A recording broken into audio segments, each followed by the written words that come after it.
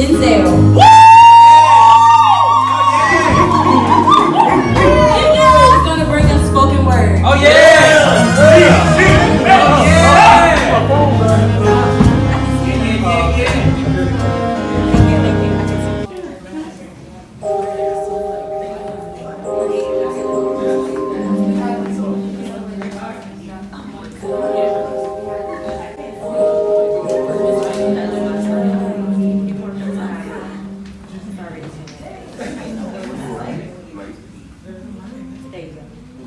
I'm one of the cool kids now.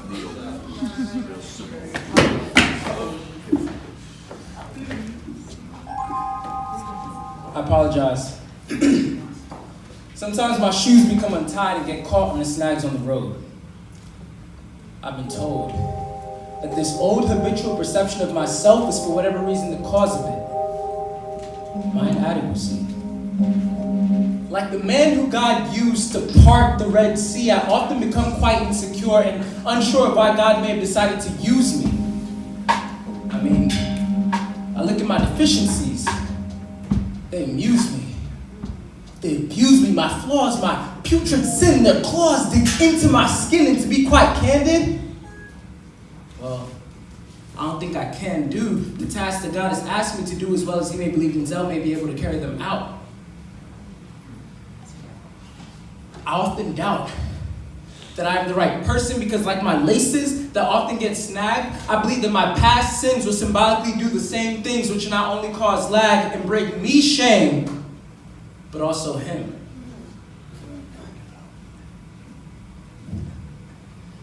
I'm staring at the blank faces. Many of y'all are wondering what I could possibly be talking about. I see it in your eyes. Very well then. I'll go ahead and speak about these sins that I so critically despise. I'll go ahead and disclose some of the skeletons that have been collecting dust in my closet. My biggest fear is that as I'm standing here, those dry bones will come alive, drive to this destination, pop up on stage, and without hesitation, expose my past thoughts to enrage, leading to my devastation. The end of my ministry before it had even begun.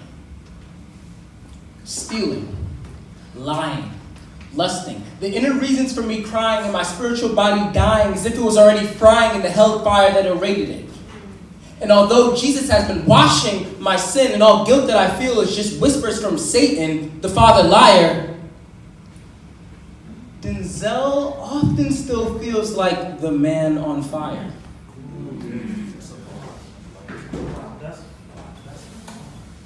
Like MJ in Thriller, I'd be encompassed by these demons, and then I'd really be placed in a jam because no matter how often I tell them to beat it, I still see them whenever I peer to the man in the mirror. They whisper in my ear, "Do you remember the time when we fell in love? The time we fantasized about that pretty young thing? Like the smooth criminal you are? You robbed her of her purity. Yeah, that dirty Diana was something, wasn't she? The way she made you feel." Y'all know that song. It really turned you on. And man, did you rock her world? You know you did. But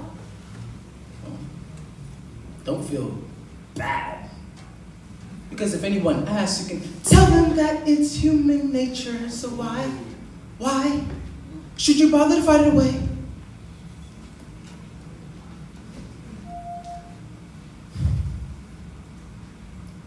As you all can see, my might against my sin can unfortunately never last. So honestly, when God called on me, I really should have just said pass.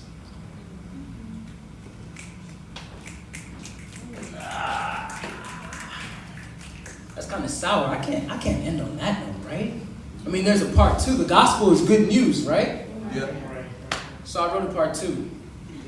That one's called Snagged. This one is called Foul Play. Unfortunately, I don't have it as memorized, so hopefully y'all can bear with me and just pay attention to the words. That's all right. Do what you do. Do what you do. Talk about it. So, I read Isaiah recently and had a profound insight. Despite my self-deprecating thoughts of disqualification, I should always recall what happened 2,000 years ago when my sin wasn't permanently encased in the divine Son of God, Jesus, whose skin was brutally torn into pieces, his beard plucked out so aggressively that perhaps the strand's ends had been engrossed in the very blood that was shed to save me after my sin tried to enslave me, enslave us. Thus, why shall I fear disqualification when that epic moment on the cross brought me justification? Justified.